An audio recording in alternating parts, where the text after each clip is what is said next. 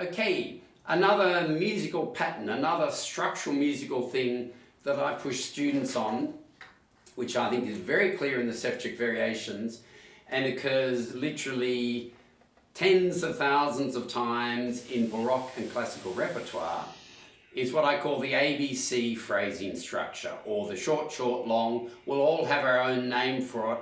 Some people don't give it a name, it's just something they understand and do.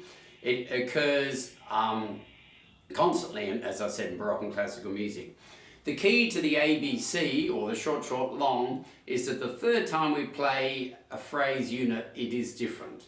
I always think of fairy tales. We all remember fairy tales, don't we? It's always on the third time. Do Hansel and Gretel get back on the third time? I think so. Although, I don't know. Everything happens on the third time. I'm sure we'll have to all look at our fairy tales.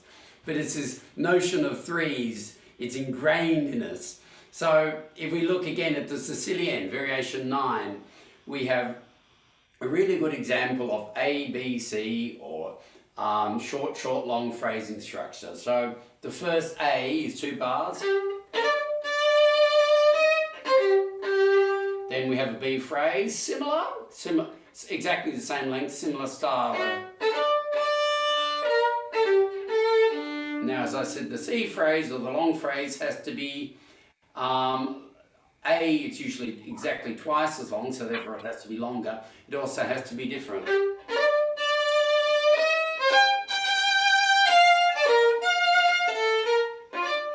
I'll play the next one. The next 8 bars is exactly the same. A, B, C coming up.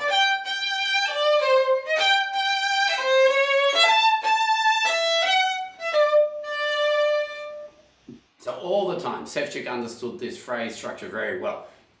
He didn't write about it as far as I know. We know very little as far as I know about what Sevcik was thinking. He was, in his own way, quite a private person. It's very interesting. But to me, that's very clear. Variation 2 is another version of this ABC phrase structure. So, this time it's 4 bars, followed by 4 bars, followed by 8 bars. That's A, B coming up. Exactly 4 bars.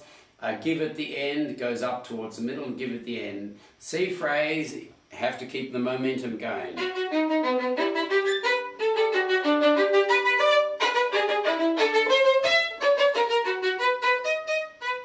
Like that. Okay, so as I said before, analysing these phrase structures and being quite pedantic about it, what I find very useful is I say to the student, play for me the A, and then I play the B, and then they play the C, and then I play A and C, and they play B. So they have to think, especially, if I say, play me your first phrase, what is it? It's very good to do that in Sevcik, and of course we need to do it to a certain extent in Mozart or in any repertoire, but the more we can do in these little controlled places with very clear phrase structures, the easier it is.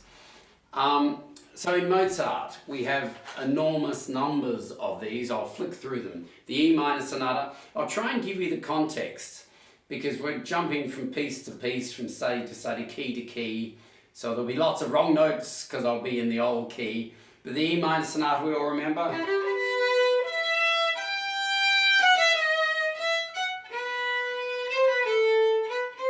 Very, very beautiful sonata. And then immediately after that beautiful melody, I could have kept going, we have a spick passage. Now it's very easy for a student, especially if they're doing it fairly young, to get very involved in what it means to play spiccato.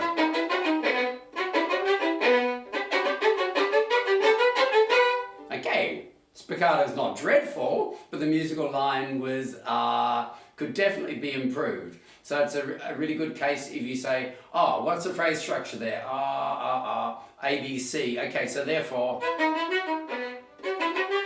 the C coming up. As always, we have to change it. So if they already have that structure well ingrained, we don't have to go endlessly over it in the Mozart. The A major concerto,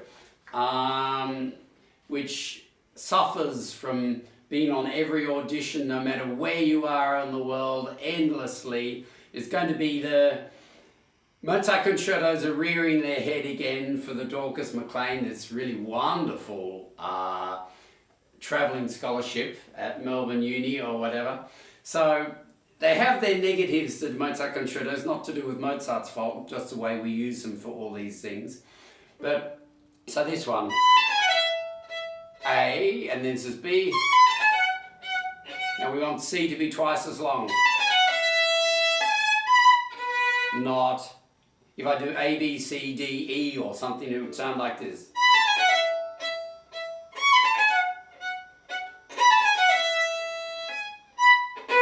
It becomes very wooden, so it always has to be like that. Okay, the B flat sonata, the big B flat, is a very good example. So here's the A, the B, exactly the same, up a few tones, up a third. The C twice as long. So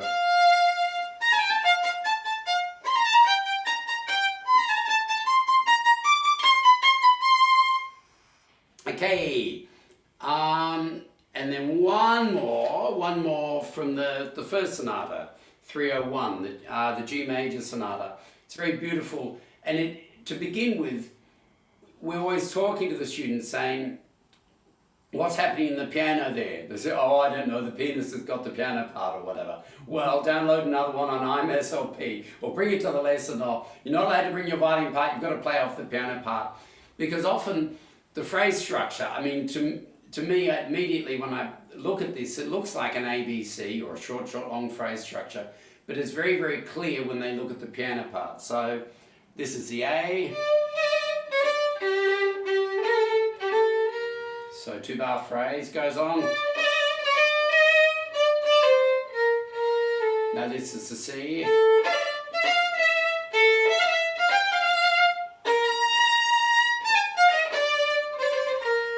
Now it's very easy for them, I'll play the C again, to do a C and a D, because they've got rests halfway in between the two sections, but the piano doesn't. The piano goes bom, bom, bom, leads them on to the D. So it's best that they know that when they're practicing on their own, not when they get together with their one rehearsal with the pianist before they play.